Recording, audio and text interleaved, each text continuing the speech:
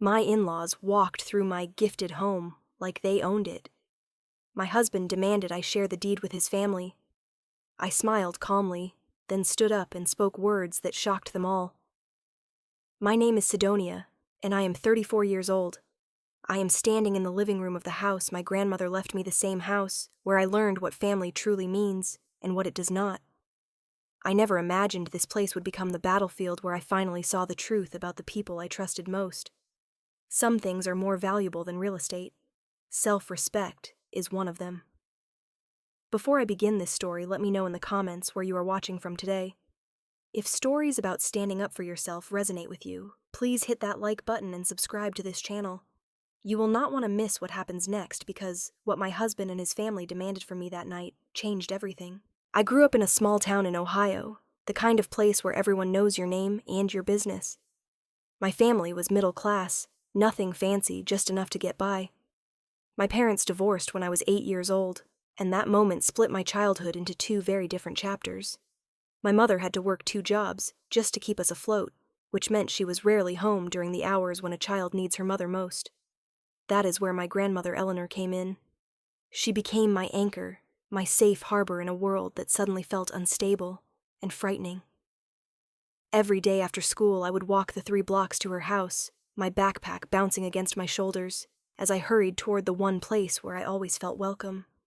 Her front door was painted a cheerful shade of blue, and the moment I stepped inside, the scent of fresh baked cookies or cinnamon rolls would wrap around me like a warm hug.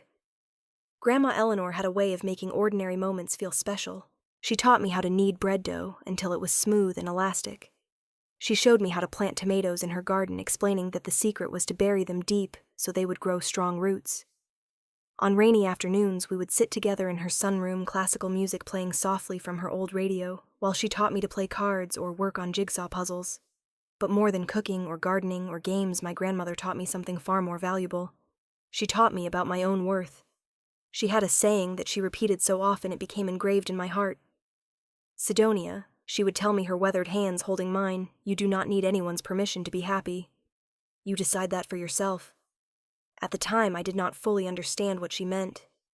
I was just a child, and those words seemed like something adults said without much meaning behind them. But as I grew older, I began to realize that my grandmother was giving me armor protection against a world that would try to diminish me in countless ways. When I was 28 years old, my grandmother passed away from heart disease. The doctors said it was sudden, but I think her heart had simply grown tired after 82 years of beating for everyone she loved. The funeral was small, just a handful of relatives and some neighbors who remembered the woman who used to bring them fresh vegetables from her garden. I stood at her graveside, feeling like the ground had opened up beneath my feet. A week later, I sat in a lawyer's office listening to the reading of her will. I expected nothing truly. My grandmother had never been wealthy, and I assumed whatever small savings she had would be divided among her children. But when the lawyer read the section about her house, my breath caught in my throat. To my granddaughter Sidonia, he read, I leave my home at 1423. Maple Street free and clear of all debt. She is the only one who truly understood what this house means, and the only one who was there for me when it mattered. I looked around the room at my aunts and uncles waiting for someone to object, but my mother sitting beside me simply squeezed my hand and smiled. She later told me that everyone in the family knew the truth. While they had been too busy with their own lives to visit an elderly woman who needed company, I had been there. I had been the one to bring her groceries when she could no longer drive. I had been the one to help her to doctor's appointments. I had been the one to simply sit with her and listen to her stories. The house was valued at approximately $350,000, a modest but well-built home in a decent neighborhood. It had been paid off decades ago, so there was no mortgage to worry about. I received the keys feeling like I was holding something sacred in my hands. For the next 2 years, I poured every spare moment and every extra dollar into that house. I worked my regular job as an accountant during the day, then came home and painted walls, sanded floors, and learned how to do basic repairs by watching videos online. I replaced the worn linoleum in the kitchen with beautiful hardwood that I installed myself one plank at a time, my knees aching and my fingers blistered, but my heart full of purpose. I kept everything that reminded me of my grandmother. Her collection of antique teacups stayed in the china cabinet she had inherited from her own mother. The grandfather clock that had marked time in her living room for 50 years remained in its place by the window, its steady ticking a heartbeat that made the house feel alive. The quilt she had sewn by hand each square, a piece of fabric from meaningful moments in her life, lay across the back of the couch where she used to sit. The garden in the backyard became my therapy. I planted tomatoes and herbs exactly the way she had taught me, talking to the plants as I worked, half believing she could hear me somehow. I added rose bushes along the fence and a small vegetable patch in the corner.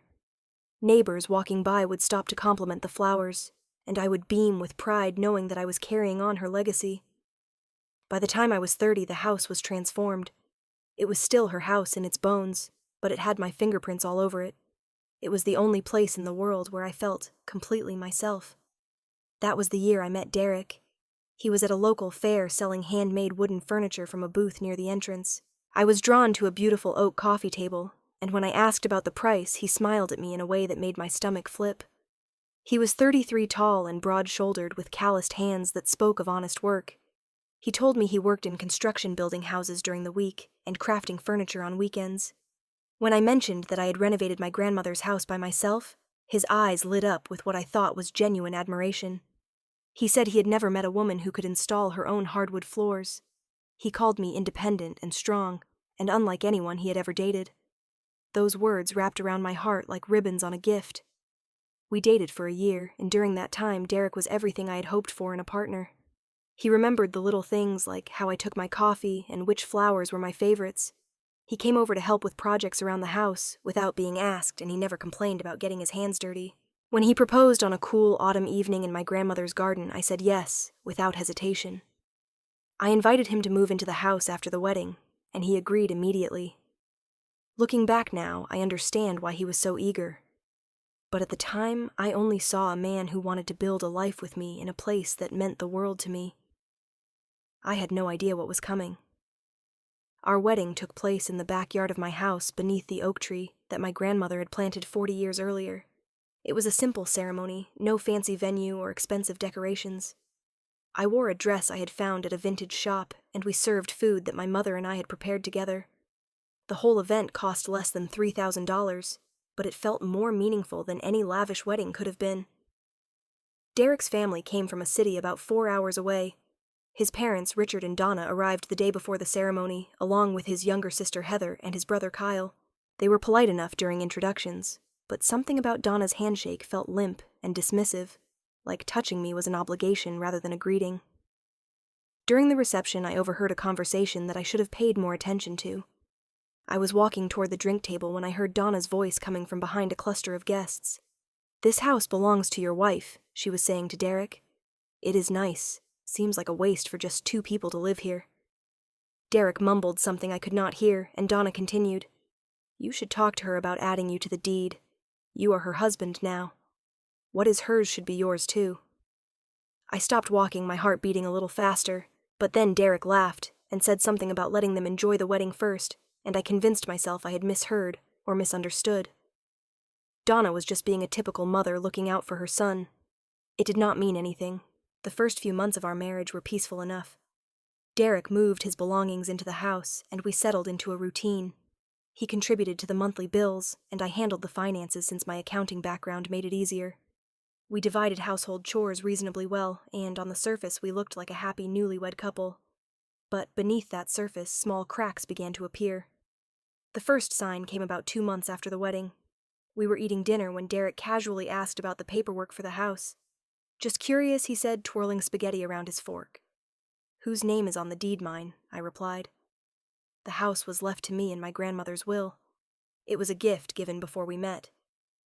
He nodded slowly, but his jaw tightened almost imperceptibly. "Right. I just thought maybe we could add my name to it. We are married now. It would make things simpler." I set down my fork, feeling an uncomfortable flutter in my stomach. "The house is considered separate property under the law," I explained gently. "It was gifted to me before our marriage. It does not become community property unless I choose to make it so." Derek's expression shifted. "So you are saying I have no claim to the house I live in?" "That is not what I said. I am just explaining how the law works." He leaned back in his chair, crossing his arms. "It feels like you do not trust me, Sidonia." We are husband and wife. We should share everything. I reached across the table to touch his hand. This is not about trust. It is about legal protection. For both of us. The house was my grandmother's legacy. I want to honor that. He pulled his hand away and returned to his food without another word. But from that night forward, something shifted between us. He began making small comments that felt like thorns hidden in casual conversation. Must be nice to own your own house while your husband just pays rent. I feel like a guest in my own home sometimes. When I tell people where I live, I have to say it is my wife's house, not ours. Each comment was a tiny wound easily dismissed on its own, but painful when accumulated over weeks and months. I tried to reassure him, tried to make him feel included and valued, but nothing seemed to be enough. Around the same time, his mother Donna started calling more frequently. At first, the calls seemed innocent enough, just checking in on how we were settling into married life, but gradually her questions became more pointed. "Have you thought about renting out the upstairs?" she asked one afternoon. "You could make some extra money." I told her no, that I liked my privacy and was not interested in having tenants. "What about Heather?" Donna pressed. "She is having trouble finding a place. Maybe she could stay with you for a little while. It would help her get back on her feet." I hesitated. The idea made me uncomfortable, but I did not want to seem unwelcoming to my new family. "I will talk to Derek about it," I said finally. That night, Derek brought up the same suggestion, framing it as though it had been his own idea. "My sister is going through a rough patch," he said. "Lost her job, cannot afford her apartment. Would it be okay if she crashed here for a couple of weeks until she figures things out?" I agreed, reluctantly reminding myself that this was what families did for each other. 2 weeks was not long. I could manage 2 weeks. But 2 weeks stretched into a month, then 2 months, and Heather showed no signs of leaving. She did not contribute to groceries or utilities. She did not help with household chores. Instead, she treated the house like a hotel, leaving dishes in the sink, dirty clothes on the bathroom floor, and empty takeout containers on the coffee table. Worse, she began rearranging things without asking.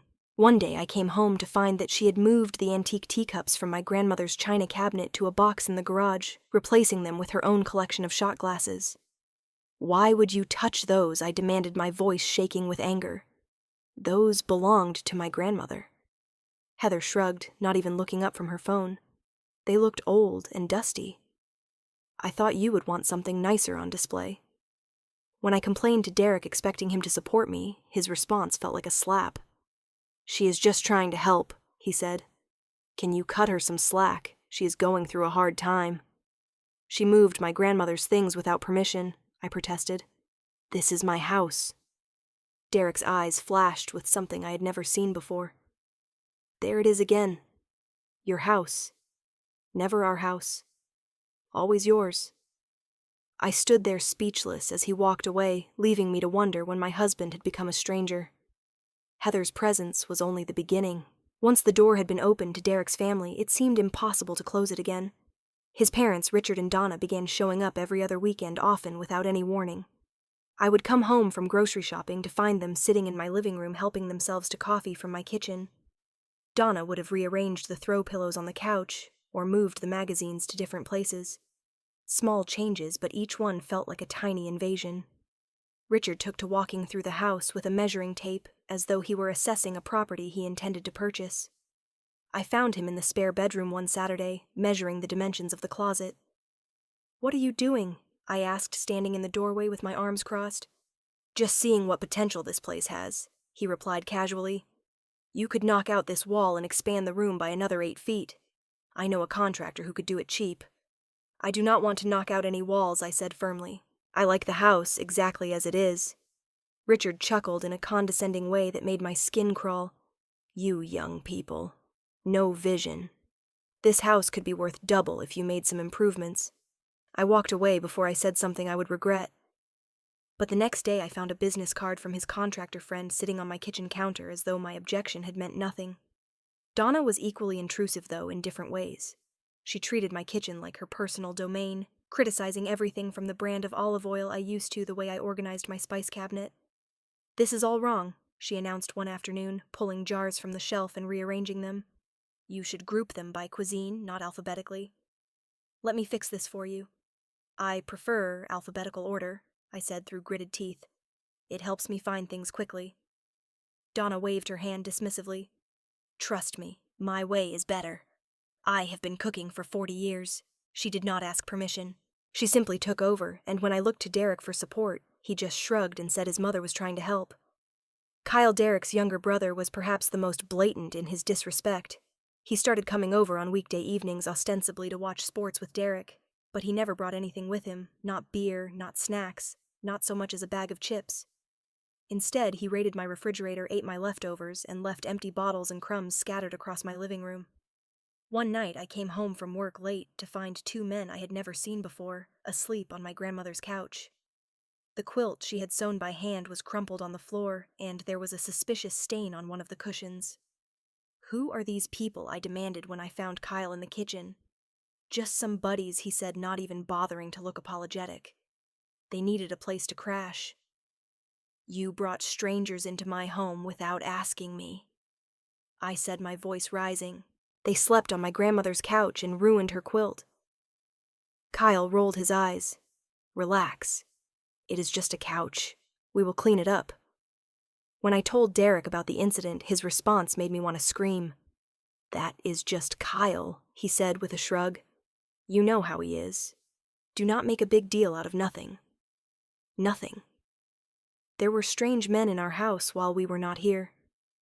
Derek looked at me with an expression I could not quite read. You are being dramatic. Kyle is family. He would not bring anyone dangerous. I realized in that moment that I was fighting a losing battle. Every boundary I tried to set was dismissed. Every concern I raised was minimized. Slowly, steadily, I was being erased from my own home. I started finding excuses to stay late at work. The office was quiet in the evenings, peaceful in a way my house no longer was. I would sit at my desk long after everyone else had gone home, not really working, just existing in a space where no one was criticizing me, or moving my belongings, or treating me like an inconvenience. My mother lived 3 states away, and I did not want to burden her with my problems. She had worked so hard to give me a good life, and the last thing I wanted was for her to worry about me. So I kept my struggles to myself, putting on a brave face during our weekly phone calls, while my heart grew heavier with each passing day. I felt alone. I felt trapped. I felt like a stranger in the house my grandmother had entrusted to me, and I had no idea that things were about to get so much worse. It was a Friday evening in late October when Derek told me about the family dinner. My parents are coming Sunday, he said, not looking up from his phone. They want to have a serious discussion about something, about what I asked, immediately wary. He shrugged in that infuriating way of his. Just family stuff. They asked me to make sure you would be here. Something in his tone set off alarm bells in my mind, but I could not pinpoint exactly what. I spent the next 2 days in a state of low-grade anxiety, unable to shake the feeling that something significant was about to happen. Sunday arrived with gray skies and a cold wind that rattled the windows. I tried to prepare for the gathering, but Donna called that morning to say she would be bringing the food, so there was no need for me to cook. Another small way of taking control away from me. They arrived precisely at 5:00, all 4 of them. Richard, Donna, Heather, and Kyle. They were dressed more formally than usual, as though attending a business meeting rather than a family dinner. Richard carried a leather briefcase that looked expensive and out of place. The meal itself was tense and strange. Conversation stayed on superficial topics, but I noticed everyone stealing glances at me as though assessing my mood or waiting for the right moment. Derek seemed nervous, drumming his fingers on the table and avoiding my eyes. Donna kept praising the house, commenting on the high ceilings and original woodwork and excellent natural light. You know, Richard said between bites of pot roast, this neighborhood is really appreciated. A house like this in this condition could easily fetch $500,000 now. I did not respond. My grandmother's house was not a commodity to be valued and sold. After we finished eating, Donna suggested we move to the living room for coffee and what she called a family conversation. My heart began beating faster as we settled onto the couches, Richard placing his briefcase on the coffee table between us. Derek sat beside me but angled his body away a subtle distance that spoke volumes. Heather and Kyle took the love seat, both unusually quiet. Donna and Richard sat across from us in the armchairs, their expressions unreadable. Sidonia Donna began her voice, honey-sweet, in a way that immediately put me on guard. We are all family here, and in families we share with each other. We support each other. We make sure everyone is taken care of. I nodded slowly, waiting for the trap to spring. Richard leaned forward, opening his briefcase. This house, he said, is a wonderful asset. And as family, we believe it should benefit everyone, not just one person. He pulled out a stack of papers and spread them on the table.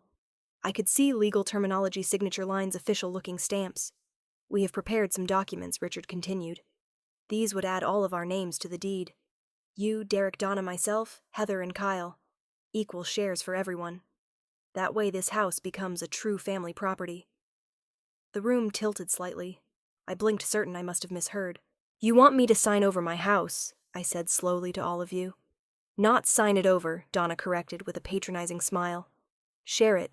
There is a difference. Derek finally spoke, still not meeting my eyes. It makes sense, Sidonia. We are married. I should have some ownership in where we live.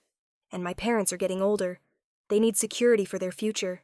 Heather and Kyle deserve a safety net, too. I stared at him, waiting for him to laugh and tell me this was a joke, but his face remained serious. This house was left to me by my grandmother. I said, my voice steadier than I felt. It was her gift to me specifically, not to anyone else. Donna leaned forward, her expression hardening. Your grandmother is gone, dear. You cannot keep clinging to a dead woman's wishes forever. This is about the living now, about family. Heather spoke up for the first time, her tone accusatory. I have been living here for months. I have helped maintain this place. I deserve something for my effort. You have not paid a single bill, I replied, incredulous. You moved my grandmother's belongings into the garage. You have contributed nothing. Richard cut in his voice, taking on an edge of warning. Sidonia, I think you need to consider your position carefully. If you are not willing to cooperate with the family, things could become very difficult for you. The threat hung in the air, barely veiled. I looked at Derek, searching for any sign of the man I had married, the man who had seemed to admire my independence. You just need to sign, he said quietly. It is not that complicated. Just sign the papers, and this will all be over. The papers sat on the table between us, 5 sets of expectant eyes watching me. In that moment, everything became crystal clear. The courtship, the compliments about my independence, the eagerness to move in after the wedding. It had all been building toward this moment. Derek had never loved me. He had loved my house. I felt something break inside me. But strangely, it was not my heart that shattered. It was the cage I had built around my own strength. The bars of please and thank you and keeping the peace. They crumbled away, and underneath was steel. I lowered my head, and the room went quiet. I could feel them leaning forward, anticipating my surrender. They had no idea what was coming. In the silence of that moment, with my head bowed and 5 pairs of eyes boring into me, I heard my grandmother's voice as clearly as if she were sitting beside me. You do not need anyone's permission to be happy, Sidonia. You decide that for yourself. I remembered being 12 years old, crying on her couch after some girls at school had mocked my second-hand clothes. She had wiped my tears with her gentle hands and told me that other people's opinions were like clouds. They might block the sun temporarily, but they could never extinguish it. The sun was still there, still burning, still powerful, and so was I. I remembered being 18, terrified about leaving for college, afraid I was not smart enough or brave enough to make it. She had pressed her favorite teacup into my hands and told me that courage was not the absence of fear. Courage was feeling the fear and moving forward anyway. She said she had never doubted me and that I should stop doubting myself. I remembered being 28, standing in her hospital room, holding her frail hand as the machines beeped and whirred around us. She had looked at me with those wise old eyes and whispered that she was leaving me something more valuable than money or property. She was leaving me the knowledge of who I really was. A survivor, a fighter, a woman who did not need anyone's permission to claim her own life. Those memories washed over me like warm water, cleansing away the doubt and fear that Derek's family had planted in my heart. I was not the woman they saw timid and eager to please. I was Sidonia, granddaughter of Eleanor, keeper of her legacy and her strength. A smile spread across my face. Not a defeated smile, not an appeasing smile. A smile of absolute certainty. I raised my head and stood up slowly. Every eye in the room followed me as I walked to the fireplace, where my grandmother's photograph sat in its silver frame. I touched the glass gently, then turned to face them all. "Donna," I said, my voice calm and clear, "you speak of family and sharing. But real families do not demand. Real families give. My grandmother never asked anything of me. She only gave. Love, wisdom, time, presence. And in the end, she gave me this house because I was the one who was there for her. Where were all of you when she needed someone? Where were any of you?" Donna's mouth opened, but I continued before she could speak. "You come into my home and speak of sharing as though you have contributed something that deserves a share. But what have you contributed? Criticism of how I cook? Rearranging my belongings without permission? Walking through my rooms with measuring tape as though you already own the place?" I turned to Richard, whose face had gone red. "You threatened me," I said. "In my own home, you implied that things would get difficult if I did not cooperate. But let me tell you something, Richard. I have already consulted with a lawyer. Multiple times, in fact. This house is classified as separate property, acquired through inheritance before my marriage. It is protected by law. No court in this country would force me to add anyone to this deed." Richard sputtered, but I kept going, turning to Heather. "You claim you have contributed to this household," I said. "Let us examine that claim. In 7 months, you have paid $0 toward utilities. $0 toward groceries. You have not cleaned a single room or washed a single dish. What you have done is move my grandmother's heirlooms into the garage to make room for your shot glass collection. You have brought strangers into this house who stained the quilt my grandmother spent 2 years making with her own hands. And you have the audacity to claim you deserve ownership." Heather's face crumpled, but I felt no sympathy. I looked at Kyle next. "And you," I said. "You treat this house like your personal recreation center. You eat my food without asking. You drink my beverages without replacing them. You invited people I've never met to sleep on my furniture without so much as a text message. And then you have the nerve to act offended when I object. This is not a hostel. This is my home." Finally, I turned to Derek, the man I had married, the man I had trusted, the man I had been prepared to build a life with. "You," I said softly, "are the one who hurts the most." He looked up at me, and for a moment I saw a flicker of the man he had pretended to be. "I thought you loved me," I continued. "When you praised my independence, I believed you admired it. When you said I was unlike anyone you had ever met, I thought that was a compliment. But now I understand. You did not love me. You loved this house. Every kind word, every thoughtful gesture, every romantic evening was just an investment. You were building toward this moment, the moment when you could finally claim what you really wanted." Derek stood up abruptly. "You are being completely unreasonable. I am your husband. I have every right to share in our home. You have the right to share in what we have built together," I agreed. "But this house is not something we built together. This house was built by my grandmother's hands, and paid off by her sacrifices, and preserved by my labor and my money. You have no claim to it, legal or moral. So what are you saying?" he demanded. "That I am just supposed to accept being nothing in this marriage?"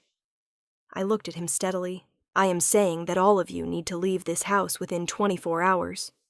The room erupted. Donna shrieked that I could not be serious. Richard threatened lawyers and courts and endless legal battles.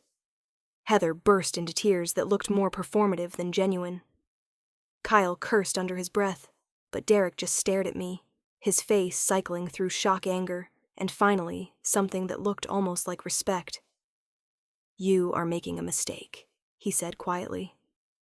"No," I replied. "I made a mistake when I married you. I am correcting it now. You can either accept that this house will always be mine and mine alone, or you can leave with your family. The choice is yours." He was silent for a long moment. Then he reached for his jacket. "Fine," he said. I will be back for my things." He walked out the door, and one by one his family followed. Donna shot me a look of pure venom as she passed. Richard muttered something about this not being over. Heather sobbed dramatically. Kyle just shook his head.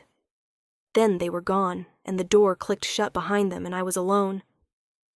I stood in the middle of my living room, in the house my grandmother had entrusted to me, and for the first time in months, I could breathe. I looked up at her photograph on the mantel. "I understand now, Grandma," I whispered. "I finally understand." The next few weeks were a storm of phone calls, lawyer meetings, and emotional turbulence. Derek returned the following day for his belongings, accompanied by Kyle, as though he needed protection from me. I stayed in the kitchen while they packed, refusing to engage in any conversation beyond the practical. When Derek tried to apologize at the door, his words stumbling and half-hearted, I simply said that my lawyer would be in touch about the divorce proceedings. The divorce itself was surprisingly straightforward. Derek hired his own attorney, and initially he tried to claim that he had contributed significantly to the house's value during our marriage. His lawyer submitted documents attempting to prove that Derek had paid for renovations and improvements, but I had kept meticulous records. Every receipt, every bank statement, every canceled check. The paperwork clearly showed that I had completed all major renovations before we even met using my own savings. During our marriage, Derek had contributed to monthly utility bills and groceries, nothing more. His payments did not constitute the kind of substantial contribution that would give him a claim to the property. Miriam, my attorney, was a sharp-eyed woman in her 50s who had seen every trick in the book. She assembled our case with precision, and when we finally faced Derek's lawyer across a conference table, there was nothing they could argue. "The house is separate property," Miriam stated flatly. "It was inherited before the marriage and maintained with premarital funds. Your client has no legal claim." Derek's lawyer glanced at him uncomfortably. He had clearly expected this would be easier. In the end, Derek received only a small portion of our shared savings and some furniture we had purchased together during the marriage. The house remained entirely in my name, exactly as it should have been from the beginning. But the legal victory did not stop his family from attempting other forms of retaliation. Donna began spreading rumors throughout the community. She told anyone who would listen that I was a gold digger who had trapped her son in marriage and then kicked him out when I got bored. She painted herself as the loving mother-in-law who had only tried to help victimized by an ungrateful daughter-in-law. The rumors stung at first. I would notice people whispering when I entered the grocery store or looking at me sideways at the post office. But then something unexpected happened. My neighbors started speaking up. Mrs. Patterson, who lived 2 doors down, told people about the time she saw Kyle's friends stumbling out of my house at 2 a.m, clearly intoxicated. Mr. Hernandez across the street mentioned how Derek's family would show up every weekend without warning and stay for hours. Sarah from the book club I had joined described overhearing Donna criticize everything from my cooking to my clothes. Several neighbors even provided written statements for my divorce proceedings, documenting what they had witnessed. The community that I thought had been silently judging me had actually been paying attention all along. Heather tried a different approach. She posted a lengthy screed on social media, calling me every name she could think of, and accusing me of destroying her family. I did not respond. I simply blocked her and every member of the family who tried to contact me. Their words could not hurt me anymore. 6 months after the divorce was finalized, I heard through a mutual acquaintance that Derek had already moved on. He was dating a woman named Pamela, recently divorced, who had just received a substantial settlement, including a house in the suburbs. The news did not surprise me. If anything, it confirmed what I had already known. Derek was a hunter, and houses were his prey. I felt a pang of sympathy for Pamela.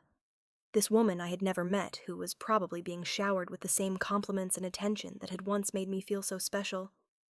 I hoped she would see through him before it was too late. But that was her journey to take, not mine to interfere with. I did not feel angry anymore. I did not feel bitter or vengeful or sad. I just felt free.